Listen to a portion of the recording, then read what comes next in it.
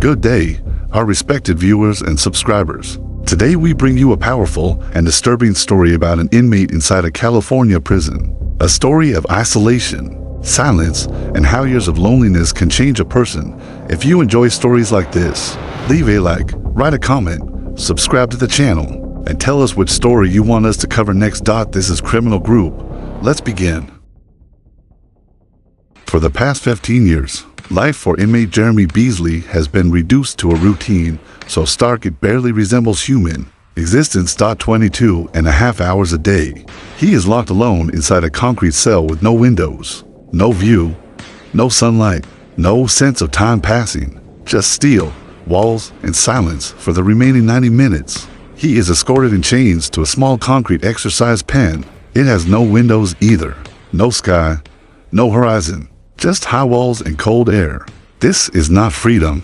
It is a change of cage. Jeremy Beasley is one of more than 1,000 men held under these conditions at Pelican Bay State Prison, California's highest security prison. I haven't had human contact with anyone without being in chains since 2004, Beasley says. The conditions back here are horrible. There is no sunlight, no grass, no real yard. The only movement allowed is pacing alone or throwing a handball against a wall. At first, even that feels like something new, a distraction. But novelty dies quickly in isolation. It's fun for the first 10 minutes, he explains. But like any new toy, you get bored of it real quick. And then it's just you again. Years of silence do something to the mind. Beasley has watched men change. Some retreat inward, barely speaking anymore. Others begin hearing things that aren't there. Many become angry, furious at nothing and everything at the same time. I've seen guys lose their minds back here, he says. I've changed back here too. He admits he became bitter, hostile. His thinking shifted in ways he never expected. He wasn't innocent before prison, he says, but this place reshaped him into someone he barely recognizes. One of the biggest things back here is anger, Beasley says. I get angry at the drop of a hat for no reason at all. And I was never like that before. Not until after 5 or 6 years back here. Solitary confinement does not just punish the body, it rewires the brain.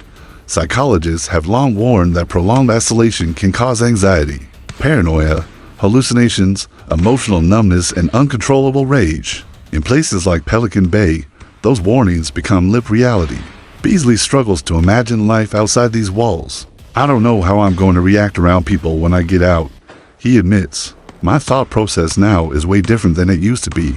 He says he understands that some individuals may need to be isolated because of what they've done, but he questions the cost of doing so without limits. Years without sunlight, he says. Years without seeing the outside. That changes everybody.